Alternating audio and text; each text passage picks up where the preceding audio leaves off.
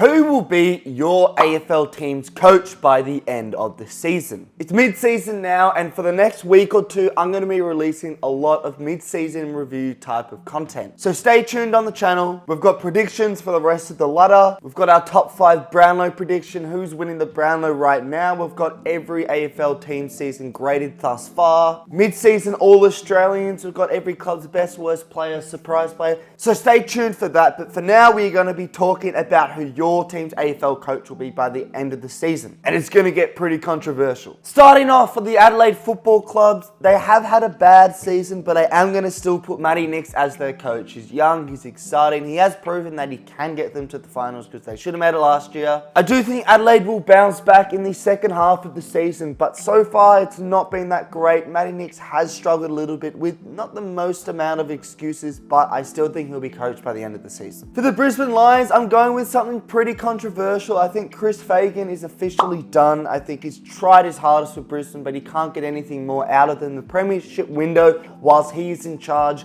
is closed, so he will be moving on. So the question is, who replaces Chris Fagan? He's a great coach, Chris Fagan, but someone's going to have to replace him, and I've gone with a player who played for the Brisbane Bears that one season, won the Rising Star, going with Nathan Buckley. Nathan Buckley has been rumoured to be coaching the Tasmania team when they come into fruition in 2028, I believe it is, but I think he's going to take a job somewhere else.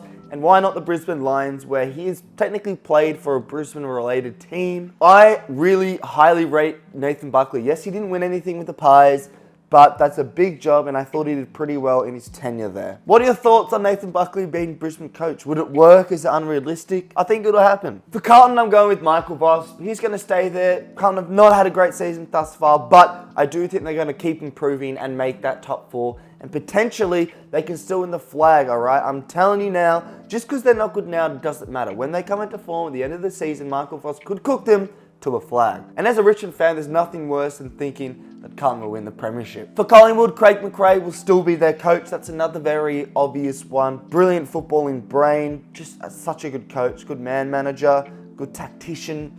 Collingwood have really struck gold with him. As have Essendon with Brad Scott. Brad Scott is one of the top 3 coaches in the competition. Right now, you cannot change my mind. He is phenomenal. He was great for North Melbourne as well. I've been saying since he got out the job that someone needs to pick this guy up now because he's amazing. Essendon had made the right decision going with him, and he's got Essendon solidified in the top 8. Yes, they've had some relatively simple games, technically speaking, but they've still done well. They've gotten draws against Collingwood.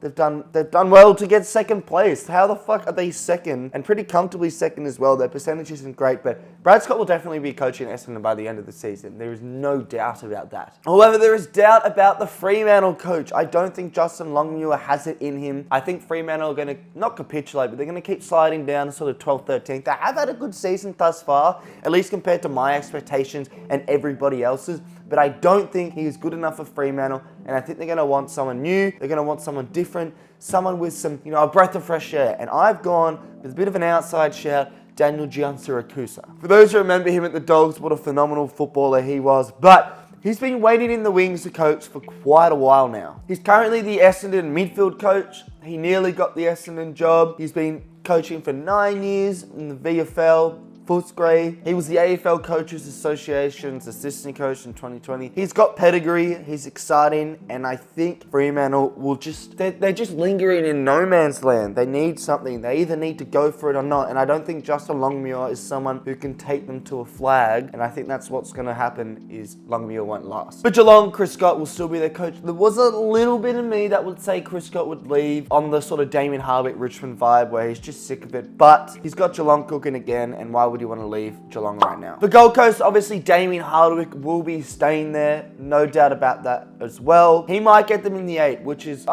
you know what? It's actually not that impressive, but it also is because Gold Coast have never made the 8. If you actually look at Gold Coast lists in isolation, they've got some of the best midfielders in the comp, Matt Rao, Noah Anderson, Tuke Miller. They've got the likes of Ben King up forward. They've got exciting talent down back. They actually have a very good list. I think the difference is they leave. And what Damien Hardwick's going to bring to that club is players will want to stay at the club. Everyone's left. All the good players have left. Lynch, Dixon, the forwards, they've all left. You look at the back line, everyone leaves. leaves. But now that Dimmer is there, they should stay, and Dimmer's doing a fantastic job. When he left Richmond, I thought, is he going to do well at Gold Coast? He hasn't had a break, but he has done well. Adam Kingsley will still be coaching at the Giants next season. Also, no doubt about that. They haven't been amazing this season. They started off really well. People saying that they are in premiership contention. They are probably the number one, but they slipped nearly out the 8, but they got a clutch win against Geelong, as I'm recording this, at least the week that just passed, and now they are back in the hunt for the top 4, and he will stay. Hawthorn as well, Sam Mitchell will stay. Sam Mitchell's a really exciting coach. I did have him on Fraud Watch when he first started, but he's proven me wrong, and although this season hasn't gone well for them, at least in terms of my expectations, I had them quite high up on the ladder. I believe I put them in 10th place with my preseason predictions, which is,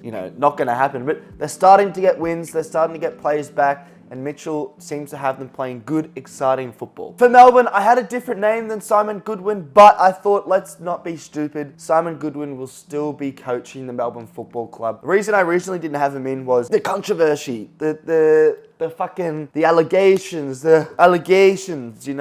I'm not saying anything, but there are a lot of allegations against him. So that's kind of why I didn't put him in there originally. Then I thought, you know what, let's make this actually fucking realistic. He's doing well for Melbourne right now. He has them in the top 8. They're playing a decent brand of football. They're not quite in that top 4 category. Top 4 teams right now, I'd say Collingwood, Sydney, GWS, and then that 4th spot's kind of up for grabs right now in terms of who I think will make it. I think Carlton will be that team, but I can definitely see Melbourne making it, and he's still young, still exciting, so I think he'll still be coaching them. However, for the North Melbourne Football Club, I do not think Clarko's going to stay. I think Clarko is officially done. He's finished. He seems to have lost that passion again. He's not the Clarko we remember from Hawthorn. The Clarko from Hawthorn was dominant. It was playing with great youth, playing with talent. North Melbourne have great talent. They have great youth, but it's just not working for Clarko. I feel like the game's past him, and I want to say that with hesitancy because he's arguably the greatest coach in my era.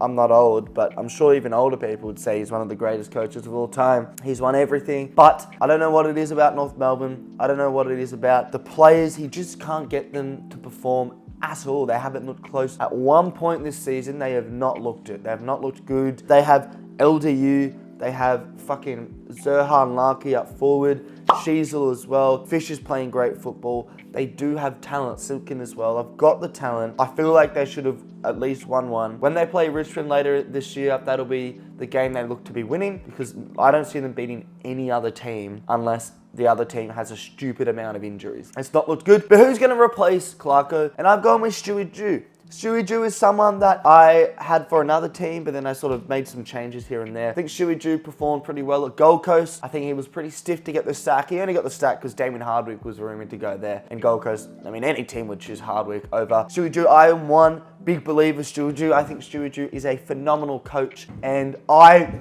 was the biggest advocate to have Stewie Dew at the Richmond Football Club when we were hiring someone. We didn't choose him. Obviously, we chose Adam Uze, which I'm still happy with, but I thought Stewie Dew would be perfect for Richmond, and I think he'll be perfect for North Melbourne with that young talent, and he'll get the most out of them. For Port Adelaide, I still think Ken Hinkley will be their coach. He's contracted till the end of next season, which is when he will leave. Who's going to take over? There's been rumours of different coaches, but for the time being, at the end of this year, it will still be Ken Hinkley. He's done well. He's got them in the top 4. Port Adelaide are that other team, who potentially could finish top 4, but I think there are a couple more fragilities to that list than the other top 4 candidates. For Richmond, Adam Uze will still be our coach. He hasn't had the best start of any coach's career. He's won one game in how many rounds? I think 12, 11 games, which obviously isn't great, but look at it contextually. We beat Sydney. Sydney haven't lost to any other team apart from Richmond this season. Sydney are first, so does that make Richmond the best team? That's all I'm saying. I ain't gonna lie, but let's be real. He's had a struggle this season, but the amount of injuries Richmond has, even